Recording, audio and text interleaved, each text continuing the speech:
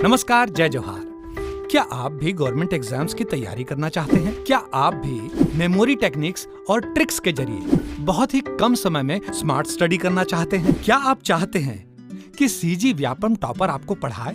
तो डाउनलोड करिए Yogendra Sahu classes app. यहाँ 10 से अधिक गवर्नमेंट एग्जाम्स क्रैक करने वाले और सीजी व्यापम टॉप करने वाले योगेंद्र सर CGPSC और सीजी व्यापम के अंतर्गत होने वाले सभी एग्जाम्स की तैयारी कराएं। तो डाउनलोड करिए Yogendra Sahu classes app to be the best, learn from the best.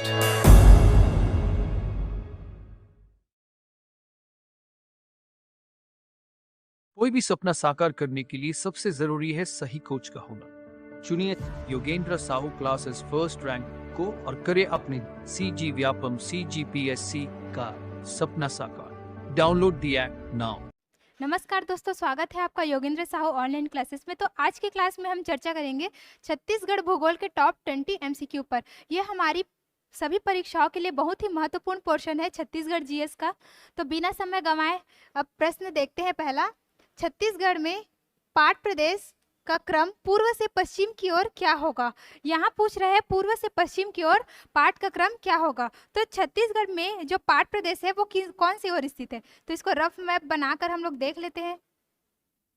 ये मैं सिर्फ एक रफ मैप ड्रॉ कर रही हूँ, ठीक है, सिर्फ समझने के लिए। तो हमारा पाठ प्रदेश किधर है? इधर जसपुर साइड में, ठीक।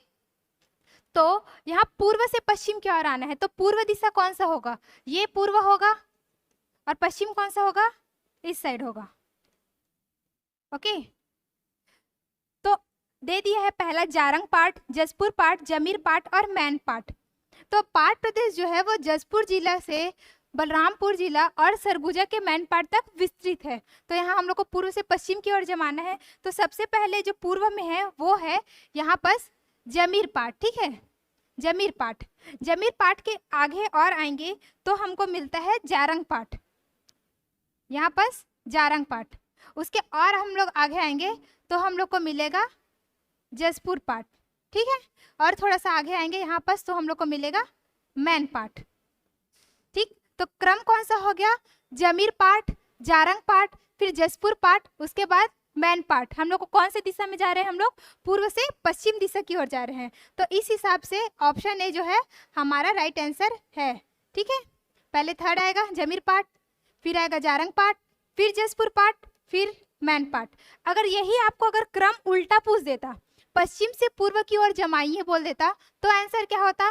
पहले आ जाता मैन पाठ, फिर जसपुर पाठ, फिर जारंग पाठ, फिर जमीर पाठ। अगर क्रम उल्टा पूछता तो बात को ध्यान रखेंगे कि हमको क्रम कौन सा पूछा है। बढ़ते हैं आगे दूसरे प्रश्न की ओर। दूसरा प्रश्न है, ईब और मैनी नदी के मध्य जल विभाजक का कार्य करता है। जसपुर पाठ, माखेल पठार, मैनी पठार या लहसुन पाठ।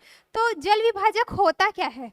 जल विभाजक जो दो नदियों के अपवाह तंत्र को अलग करता है। जैसे कि हम लोग पढ़ते हैं ना, महानदी अपवाह तंत्र और वो जो इंद्रावती अपवाह तंत्र है, मतलब जो गोदावरी नदी का अपवाह तंत्र का सहायक नदी है इंद्रावती, उसका जल विभाजक कौन है? केशकाल, ठीक। तो वो क्या करता है, जैसे कि ये केशकाल की पहाड़ी है, इधर से जब महानदी बह रहा है धमतरी से तो उसकी दिशा को वो इधर कर देता है और इंद्रावती की दिशा को इधर कर देता है, मतलब दोनों की जल प्रवाह की दिशा को वो अलग अलग करता है। तो वैसे ही जो ईब नदी है और मैनी नदी है उसके मध्य जल विभाजक का कार्य कौन करता है? तो वो करता है माखेल पठार करता है। ऑप्शन बी क्या होगा? हमारा राइट आंसर होगा। ईब नदी कहाँ से निकलती है? तो ईब नदी निकलती है खुर्जा पहाड़ी से, ठीक है। तीसरा प्रश्न देखते हैं, मिरौनी बैराज छत्तीसगढ़ राज्य के किस जिले में अवस्थित है? यहाँ बैराज की बात की जा रही है। कौन सा बैराज? मिरौनी बैराज। तो कहाँ है वो? बिलासपुर में, रायगढ़ में, जांजगीर चांपा में या फिर सक्ती में? तो जो मिरौनी बैराज है वो पहले जांजगीर चांपा में आता था, लेकिन अब वो कहाँ आता है? वो आता है सक्ती में। तो हमारा सही आंसर क्या होगा? सक्ती। सक्ती में मिरौनी बैराज के साथ साथ और कौन सा बैराज है? तो वहाँ है कलमा बैराज। कलमा बैराज, मिरौनी तो पढ़े ही हैं, उसके साथ ही है साराडी। साराडी ये कहाँ स्थित है? ये सक्ती में स्थित है। तो जांजगीर चांपा में कौन कौन सा बैराज है? तो जांजगीर चांपा में है बसंतपुर और एक है शिवरी नारायण। ये दोनों कहाँ है? ये जांजगीर चांपा में है। पहले जो मिरौनी, कलमा, साराडी, शिवरी नारायण, बसंतपुर, ये पांचों कहाँ आते थे? पहले जांजगीर चांपा में। लेकिन शक्ति के नए जिले बन जाने के बाद मिरौनी, कलमा, साराडी कहाँ आ गए? शक्ति में आ गए। बसंतपुर और शिवरी नारायण कहाँ बच गए? जांजगीर चांपा में। तो ऑप्शन डी क्या हो जाएगा? हमारा सही आंसर हो जाएगा। आगे बढ़ते हैं। चौथा प्रश्न है, बोध घाट परियोजना के संबंध में सही विकल्प कौन सा है? सही के नीचे अंडरलाइन करेंगे ताकि हमारा प्रश्न गलत ना हो।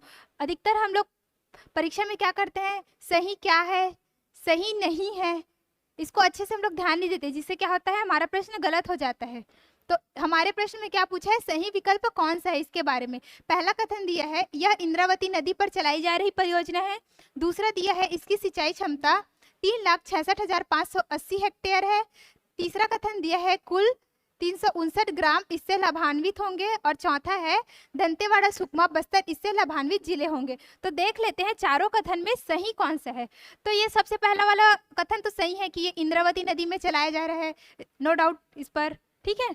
इसकी सिंचाई क्षमता 3,66,580 हेक्टेयर है, तो हाँ, इसकी सिंचाई क्षमता इतनी ही है। इसके साथ ही इससे कितने ग्राम लाभान्वित हो गए? 359 ग्राम, ये भी सही है। तो क्या चौथा वाला भी सही है? दंतेवाड़ा, सुकमा, बस्तर इससे लाभान्वित जिले होंगे? नहीं, ये गलत हो जाएगा। क्यों? क्योंकि दंतेवाड़ा, सुकमा, बस्तर नहीं आएगा इसमें, बस्तर नहीं आएगा। तो बस्तर की जगह में कौन सा जिला आएगा? वहां आएगा बीजापुर। कौन सा जिला आएगा? बीजापुर। 3 जिले तो लाभान्वित हो गए इस परियोजना से। वो कौन कौन से होंगे? दंतेवाड़ा, सुकमा और बीजापुर। तो पहला, दूसरा और तीसरा कथन क्या है? हमारा सही है, चौथा गलत है। तो ऑप्शन क्या दिया है?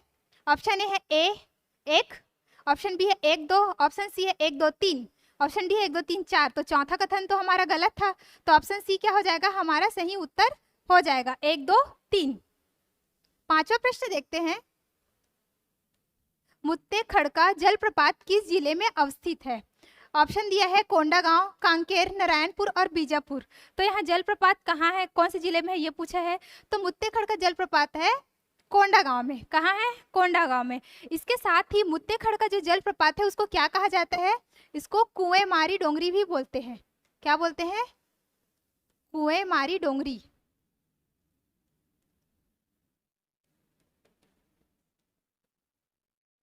ये जो मुत्ते खड़का है वो 2 शब्दों से मिलकर बना है, एक मुत्ते और एक खड़का, जिसमें मुत्ते का क्या अर्थ है? औरत, और खड़का का क्या अर्थ है? प्रवाह। तो इस जलप्रपात को ऊपर से देखने से ऐसा, मतलब नीचे से देखने से ऐसा लगता है जैसे कि ऊपर कोई महिला खड़ी है और वो जल प्रवाह कर रही है, इसीलिए इसका नाम मुत्ते खड़का पड़ा, ठीक है। छठवां प्रश्न है, कैलाश गुफा के संदर्भ में निम्न कथन पर विचार कीजिए। पहला कथन दिया है हम लोग का, यह गुफा संत रामेश्वर दास, जिसको गहिरा गुरु के नाम से भी जानते हैं हम लोग, दूसरा दिया है, मतलब उनके द्वारा निर्मित है। दूसरा कथन क्या है? यहाँ शिव पार्वती का मंदिर है। और तीसरा कथन दिया है कि यहाँ जो कठोर पहाड़ी को काटकर क्या बनाया गया है? आश्रम बनाया गया है। तो इसके संदर्भ पर विचार करना है। केवल एक सही है, 1 और 2 सही है, 1 2 और 3 सही है, केवल 1 और 3 सही है। तो क्या तीनों कथन सही हैं? तो हाँ, तीनों कथन हमारा सही है। किसने बनाया था? तो इसको गहिरा गुरु ने बनाया था। और यहाँ शिव पार्वती का मंदिर भी है, इसके साथ ही यहाँ कठोर पहाड़ी को काटकर आश्रम भी बनाया गया है। मतलब ऑप्शन सी क्या हो जाएगा? हमारा राइट आंसर हो जाएगा। लेकिन एक बात और ध्यान देने वाला है, कैलाश गुफा का नाम आया है, तो कैलाश गुफा 3 जगहों पर है, मतलब कैलाश गुफा के नाम से 3 जगह है। एक तो पहले जसपुर में ही है, एक जसपुर में है, ठीक है, जिसके बारे में भी बात हो रही थी, ये जसपुर वाला है कैलाश गुफा। दूसरा है हमारा सरगुजा में। कहाँ है? सरगुजा में। और तीसरा कहाँ है? तो तीसरा हमारा है बस्तर में। मतलब कैलाश गुफा नाम से 3 जगह अलग अलग जिलों में है, तो कंफ्यूज नहीं होना है कि ये जसपुर वाला है, सरगुजा वाला है या बस्तर वाला है। अभी जो हम लोग पढ़ रहे हैं वो जसपुर वाला है। 7वां प्रश्न देखते हैं, बिजौरा पहाड़ कहाँ स्थित है? मैकल श्रेणी में, पेंड्रालोरमी पठार में, छुरी उदयपुर पहाड़ियों में, या फिर अबूझमाड़ की पहाड़ी में? पहले ऑप्शन पर चर्चा कर लेते हैं कि ये जो ऑप्शन में दिया गया स्थान है वो छत्तीसगढ़ में कहाँ पर है। तो मान लेते हैं ये छत्तीसगढ़ का नक्शा है, ठीक है, मान लेते हैं। तो पेंड्रा लोरमी का पठार कहाँ स्थित है? ये जो मुंगेली वाला एरिया है ना, वही क्या है, पेंड्रा और लोरमी का पठार है। कहाँ? मुंगेली वाले जगह में। जस्ट उसके नीचे जब कवर्धा राजनांदगांव जब चालू हो जाता है तो वहाँ क्या स्टार्ट हो जाता है? मैकल श्रेणी स्टार्ट हो जाता है। ठीक है, यहाँ से क्या स्टार्ट हो जाता है? मैकल श्रेणी। और उसके नीचे यहाँ जब नारायणपुर जिला आ जाता है तो वहाँ क्या आ जाता है? अबूझमाड़ की पहाड़ियाँ आ जाती है। ठीक, और आगे छुरी उदयपुर की पहाड़ियाँ, ये कहाँ स्थित है? तो जो सरगुजा वाला एरिया है तो वही छुरी पहाड़ियों का विस्तार है। कहाँ? सरगुजा जिले में। यहाँ पूछा है बिजौरा पहाड़ कहाँ स्थित है, तो बिजौरा पहाड़ कहाँ है? वो है पेंड्रा लोरमी के पठार में। कहाँ? पेंड्रा लोरमी का पठार। और पेंड्रा लोरमी का पठार का लोकेशन कहाँ है? मुंगेली जिले की ओर। ओके, 8वां प्रश्न है, छत्तीसगढ़ का मैदानी भाग किस समूह की चट्टानों से निर्मित है? छत्तीसगढ़ की मैदानी भाग की बात की जा रही है। कडप्पा शैल समूह, गोंडवाना शैल समूह, धारवाड़ शैल समूह या फिर विंध्यन शैल समूह। तो हमारे छत्तीसगढ़ में मेन, अगर हम लोग मेन याद करने की कोशिश करें तो 3 हम लोग याद कर सकते हैं। अगर छत्तीसगढ़ को 3 भागों में बांटते हैं तो एक ऊपर उत्तरी संभाग मतलब सरगुजा संभाग ऊपर वाला, और बीच का पूरा छत्तीसगढ़ का मैदान मतलब दुर्ग और मतलब बिलासपुर, दुर्ग और रायपुर संभाग, जस्ट नीचे बस्तर संभाग। तो अगर मोटा मोटा याद करने का हम लोग कोशिश करें तो ऊपर में क्या मिलता है हम लोग को? कोयला, कोरिया साइड। तो वहाँ कौन सा शैल समूह पाया जाता है? गोंडवाना शैल समूह। नीचे में चूना पत्थर अधिकतर छत्तीसगढ़ के मैदान में, तो वहाँ कौन सा शैल समूह पाया जाता है? कडप्पा शैल समूह। और नीचे बैलाडीला, बस्तर संभाग में बैलाडीला, तो वहाँ कौन सा शैल समूह पाया जाता है? धारवाड़ शैल समूह। ठीक, तो यहाँ किसका बात किया जा रहा है? छत्तीसगढ़ के मैदान भाग का। तो मैदान में क्या मिलेगा? कडप्पा शैल समूह मिलेगा। ठीक, 9वां है, निम्नलिखित में से कौन सी जोड़ी छत्तीसगढ़ की मिट्टी का प्रकार एवं उसका गुण सुमेलित है? पूछा है। सुमेलित है बोल रहे हैं, ध्यान देंगे। सुमेलित है, सुमेलित नहीं है, ऐसा प्रश्न आता है। ऑप्शन ए दिया है डोरसा, लाल रंग की बलुआ मिट्टी। ऑप्शन बी है मटासी, चिकनी काली मिट्टी। भाटा, मुरुम युक्त मिट्टी छोटे पत्थरों के साथ। ऑप्शन डी है कन्हार, पहाड़ी पत्थर युक्त मिट्टी। तो कौन सा सुमेलित है? तो सही आंसर मैं पहले आपको बताती हूँ, ऑप्शन सी जो दिया है भाटा मुरुम युक्त छोटे पत्थरों के साथ, जो भाटा मिट्टी है वो सही है इसमें। तो डोरसा क्या है? जो डोरसा है वो लाल पीली मिट्टी, लाल पीली मिट्टी इसके साथ ही काली मिट्टी, इन दोनों का क्या है? वो मिश्रण है। कौन सा मिट्टी? डोरसा मिट्टी। ये क्या है? लाल पीली और काली मिट्टी का क्या है? मिश्रण है।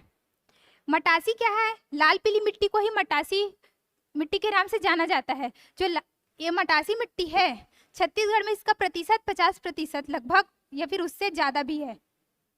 तो जो छत्तीसगढ़ का अधिकतर खेती होता है वो लाल पीली मिट्टी में ही होता है, मटासी मिट्टी में। और जो कन्हार मिट्टी है, काली मिट्टी को ही कन्हार के नाम से जाना जाता है। तो ऑप्शन सी इसका क्या था? राइट आंसर था। 10वां प्रश्न देखते हैं।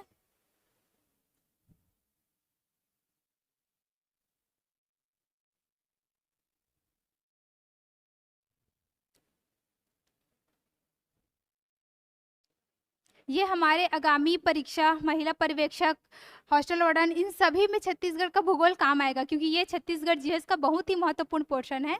अगर आप अपनी महिला पर्यवेक्षक की तैयारी को बेहतर बनाना चाहते हैं तो आप Yogendra Sahu classes app download कर सकते हैं। वहाँ महिला पर्यवेक्षक के कोर्स लॉन्च किए गए हैं, बहुत ही कम फीस रखा गया है। ठीक है, तो आप वहाँ जाके कोर्स परचेस कर सकते हैं। बढ़ते हैं आगे प्रश्न की ओर। 10वां प्रश्न है, सुमेलित करना है, मतलब सूची 1 को सूची 2 से मिलान करना है। इधर बता दिया गया है कि इस राज्य का शिमला कौन सा, और इधर स्थान का नाम दिया, तो हम लोग को इसमें सुमेलित कर रहे हैं। पहला क्या दिया है? इस राज्य का शिमला, तो शिमला किसको बोलते हैं? मैनपाट को। तो अ का क्या हो गया? 3। साल जंगलों का द्वीप किसको बोलते हैं? साल वनों का द्वीप, तो ये बोला जाता है किसको? बस्तर को बोला जाता है। राज्य का प्रथम जैव प्रौद्योगिकी पार्क, ये कहाँ स्थित है? तो ये स्थित है अंबिकापुर में। और राज्य का चित्तौड़गढ़, ये कहाँ स्थित है? तो ये किसको बोला जाता है? ये लाफागढ़ को बोला जाता है। छत्तीसगढ़ का चित्तौड़गढ़ किसको बोला जाता है? लाफागढ़ को। तो अ का क्या हो गया? 4, और ब का क्या हो जाएगा? 3, स का 1 और द का 2। ऑप्शन सी क्या हो जाएगा हमारा राइट आंसर हो जाएगा। 11वां प्रश्न देखते हैं। डीपाडी किन नदियों के संगम पर स्थित है? डीपाडी है कहाँ? आप सब कमेंट में बताइए कि डीपाडी छत्तीसगढ़ राज्य के किस जिले में अवस्थित है। मैं बताती हूँ आपको कि एक किन किन नदियों के संगम पर स्थित है। पहला है कन्हार, खारून, सूर्या या गलफूला। तो जो डीपाडी है वो इधर से आता है, क्या? कन्हार नदी, इसकी सहायक सूर्या, और इधर से गलफूला। इन तीनों के संगम पर कौन सा जगह स्थित है? डीपाडी। और डीपाडी कौन से जिले में है ये आप कमेंट्स बॉक्स में बताइए। तो 1, 3 और 4 कौन से ऑप्शन में है? ऑप्शन डी में है। तो सही आंसर क्या हो जाएगा? Option D. 12वां प्रश्न देखते हैं।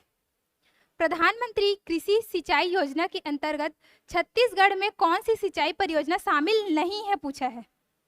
शामिल कौन कौन सा है ये देख लेते हैं। तो शामिल कौन से नहीं है वो ऑटोमेटिक पता चल जाएगा। तो प्रधानमंत्री कृषि सिंचाई परियोजना में शामिल है केलो परियोजना, खारंग परियोजना और मनियारी सिंचाई परियोजना। कौन कौन सा मैं बताई? केलो परियोजना, खारंग परियोजना और मनियारी सिंचाई परियोजना। तो कौन सा छूट गया? शिवरी नारायण परियोजना। तो ये क्या है? ये शामिल नहीं है, ये शामिल नहीं है। तो आंसर हम लोग को मिल गया। 13वां प्रश्न देखते हैं। मधेश्वर पहाड़ किस जिले में अवस्थित है? अभी ये बहुत ही चर्चे में आया था मधेश्वर पहाड़। तो ये कौन से जिले में है? जसपुर में है, बलरामपुर में है, सरगुजा में है या फिर मनेन्द्रगढ़ चिरमिरी में है? तो मधेश्वर पहाड़ स्थित है जसपुर में। कहाँ? जसपुर में। मधेश्वर पहाड़ में है क्या चीज? तो यहाँ प्राकृतिक शिवलिंग पाया गया है और बहुत ही प्राकृतिक रूप से मनोरम जगह है, आप देखने भी जा सकते हैं। जसपुर जिला में स्थित है। अगला प्रश्न है। छत्तीसगढ़ में कुल वनाच्छादित क्षेत्र में संरक्षित वन का प्रतिशत क्या है? यहाँ किसकी बात की जा रही है? संरक्षित वन। तो संरक्षित वन होता क्या है? कुछ ऐसे क्षेत्र जहाँ पशुचारण, थोड़ा बहुत फसल कटाई इसकी सुविधा होती है, ठीक। वहाँ जाकर जैसे कि कोई अगर लघु वनोपज इकट्ठा करना चाहता है या फिर पशु चराई करना चाहता है तो वहाँ कुछ हद तक अनुमति होती है। और आरक्षित क्षेत्रफल क्या होता है? जहाँ बिल्कुल भी मतलब मानव को प्रवेश करने की अनुमति नहीं होती है, वो क्या हो गया? वो आरक्षित हो गया। और जहाँ थोड़ी बहुत अनुमति मिलती है उसको क्या बोलते हैं? संरक्षित क्षेत्रफल। तो यहाँ संरक्षित वन का प्रतिशत पूछा है तो क्या है? 44.2%, 43.13%, 40.21% या फिर 16.65%। तो संरक्षित वन का प्रतिशत है 40.21%। ऑप्शन सी क्या होगा? हमारा राइट आंसर होगा। ओके, लेकिन यहाँ दिया है 43.13%। तो ये किसका प्रतिशत है? तो ये प्रतिशत है आरक्षित वन का, आरक्षित वन का। इसके साथ ही यहाँ 44.2% भी ऑप्शन में है। तो ये क्या होगा? ये पूरे जो छत्तीसगढ़ राज्य है उसके कुल क्षेत्रफल में जितना भी वन है उसका टोटल का परसेंट है, कुल का परसेंट है, ठीक। कुल वन क्षेत्रफल का परसेंट क्या है? 44.2%। और साथ में दिया है 16.65%। तो ये किसका भाग है? तो ये अवर्गीकृत वन का भाग है, अवर्गीकृत वन। उसका क्षेत्रफल 16.65% में विस्तृत है। तो ऑप्शन सी हमारा राइट आंसर था। आगे बढ़े। उद्यानिकी फसलों को बढ़ावा देने के लिए छत्तीसगढ़ में कम्युनिटी फेंसिंग योजना किस वर्ष लागू की गई थी? 2015-16 में, 16-17 में, 17-18 में या इनमें से कोई नहीं? तो उद्यानिकी फसलों को बढ़ावा देने के लिए उद्यानिकी फसलों की बात की जा रही है। छत्तीसगढ़ में क्या लागू किया गया था? कम्युनिटी फेंसिंग योजना। तो ये चालू किया गया था वर्ष 16 और 17 में। ऑप्शन बी क्या हो जाएगा? हमारा सही उत्तर हो जाएगा। आप प्रश्नों को अपने से भी सॉल्व करके देखने का प्रयास करें और अंत में मुझे बताएं कि 20 में से आपके कितने प्रश्न सही हो रहे हैं। इसके साथ ही अगर आप महिला पर्यवेक्षक का टेस्ट सीरीज ज्वाइन करना चाहते हैं तो Yogendra Sahu classes app download कीजिए। वहां बहुत ही कम फीस पर इसका टेस्ट सीरीज अवेलेबल है। वहां जाकर आप अपना स्वमूल्यांकन कर सकते हैं और अपनी तैयारी बेहतर बना सकते हैं। अगले प्रश्न में दिया है छत्तीसगढ़ में खनिज भंडार एवं उसके क्षेत्र को सुमेलित करना है। एक साइड खनिज दे दिया गया है और वो किस जगह पर पाया जाता है वो दे दिया गया है, तो मिलान करना है। हीरा, तो हीरा कहाँ पाया जाता है? ये पाया जाता है जांगड़ा में। और जांगड़ा कहाँ है? ये है गरियाबंद में। कहाँ है? कौन से जिले में? गरियाबंद में। दूसरा दिया है चूना पत्थर, तो चूना पत्थर पाया जाता है। चूना पत्थर के बारे में तो सबको जानकारी होता है, झीपन। झीपन, और झीपन कहाँ है? बलौदा बाजार में। मैं बी लिख रही हूँ, मतलब बलौदा बाजार, ठीक है। मैग्नीज, मैग्नीज कहाँ पाया जा रहा है? परसोली में। परसोली में, और परसोली कहाँ है? ये भी गरियाबंद में है। और गार्नेट, गार्नेट की बात की जाए तो वो है लाटापारा में, और गार्नेट भी कहाँ है? तो ये भी गरियाबंद में है।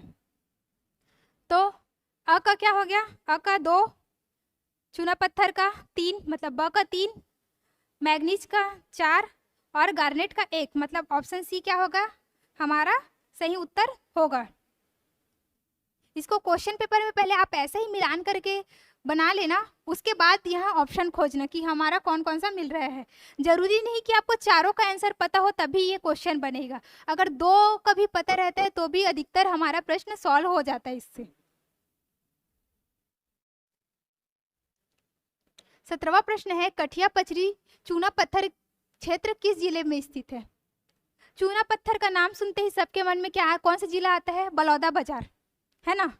लेकिन इसका आंसर क्या होगा? बलौदा बाजार नहीं होगा, इसका आंसर होगा रायपुर। रायपुर में कौन सा जगह है? कठिया पचरी जगह, जहां पर क्या मिल रहा है? चूना पत्थर मिल रहा है, ठीक। और चूना पत्थर का यूज हम लोग किस उद्योग में करते हैं? तो उसका यूज करते हैं हम लोग सीमेंट उद्योग में। और छत्तीसगढ़ के बलौदा बाजार जिले को सीमेंट का हब कहा जाता है। क्यों? क्योंकि वहां सबसे ज्यादा सीमेंट फैक्ट्री है, इसीलिए। आगे देखते हैं, छत्तीसगढ़ सरकार के द्वारा न्यूनतम समर्थन मूल्य में किन कृषि फसलों का उपार्जन किया जाता है? पहला दिया है धान, मक्का, रागी, गेहूं। तो आप बताइए, क्या गेहूं को हमारे छत्तीसगढ़ सरकार न्यूनतम समर्थन मूल्य में लेती है? तो नहीं, हम लोग गेहूं को नहीं लेते, धान लेते हैं, मक्का लेते हैं, रागी भी लेते हैं। रागी मिलेट्स फसल बहुत ही बढ़ावा दे रहा है हमारा प्रदेश सरकार। अभी इसको मिलेट्स को बढ़ावा देने के लिए उनको न्यूनतम समर्थन मूल्य पर खरीद रहा है। इसके साथ ही प्रसंस्करण उद्योग भी लगा रहा है, इसके लिए मिलेट्स कैफे भी खोल रहे हैं। तो मिलेट पर तो हमको विशेष ध्यान देना चाहिए। तो किसका उपार्जन कर रहे हैं हम लोग? धान का, मक्का का, गेहूं का, मतलब 1, 2 और 3। तो ऑप्शन सी क्या हो जाएगा? राइट आंसर हो जाएगा। 19वां प्रश्न देखते हैं, अंबिकापुर के दरिमा हवाई अड्डे का आधिकारिक नाम क्या है? माँ दंतेश्वरी हवाई अड्डा, बिलासाबाई केवटिन हवाई अड्डा, स्वामी विवेकानंद हवाई अड्डा, माँ महामाया हवाई अड्डा। तो अंबिकापुर के दरिमा हवाई अड्डे का नाम है माँ महामाया हवाई अड्डा। ऑप्शन डी क्या हो जाएगा? सही उत्तर हो जाएगा। माँ महामाया हवाई अड्डा किसका नाम है? जो अंबिकापुर में स्थित है हवाई अड्डा, उसका।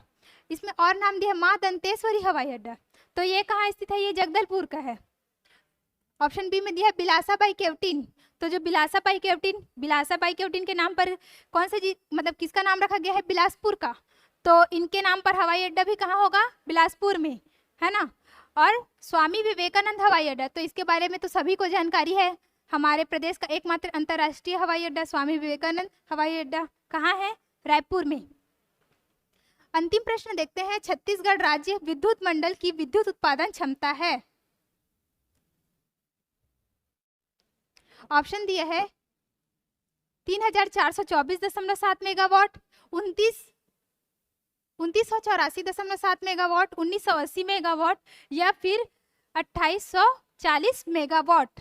तो इसमें कुल विद्युत उत्पादन के बारे में पूछा है। यहाँ अलग से तो नहीं दिया है कि थर्मल पावर प्लांट से कितना मिलता है, या फिर जल विद्युत से, या फिर अन्य सह उत्पाद से, ऐसा तो पूछा नहीं है। मतलब हमको क्या बताना है? जो छत्तीसगढ़ राज्य में कुल विद्युत उत्पादन होता है उसके बारे में बताना है। तो हमारे छत्तीसगढ़ में कुल 2984.7 मेगावाट विद्युत उत्पादित किया जाता है, लेकिन इसका क्रम अलग अलग है। थर्मल में कितना हम लोग कर रहे हैं, ये थर्मल वाला डेटा है। थर्मल पावर प्लांट से हम लोग कितना मेगावाट विद्युत मतलब बिजली जनरेट कर रहे हैं? 2840 मेगावाट। और इसके साथ ही जल विद्युत से कितना कर रहे हैं? वाटर से 138.7 मेगावाट। ये किससे कर रहे हैं? जल विद्युत मतलब जल से बना रहे विद्युत, और अन्य सह उत्पाद से अदर से हम लोग कर रहे हैं 6 मेगावाट। तो इसको इन सबको टोटल करेंगे तो कितना आंसर आएगा 2984.7 मेगावाट। तो ये रहा आज का सीरीज। अगर आपको वीडियो अच्छा लगे तो वीडियो को लाइक कीजिए और ऐसे ही वीडियो देखने के लिए बने रहिए योगेंद्र साहू क्लासेस के साथ। मिलते हैं नेक्स्ट वीडियो में। धन्यवाद।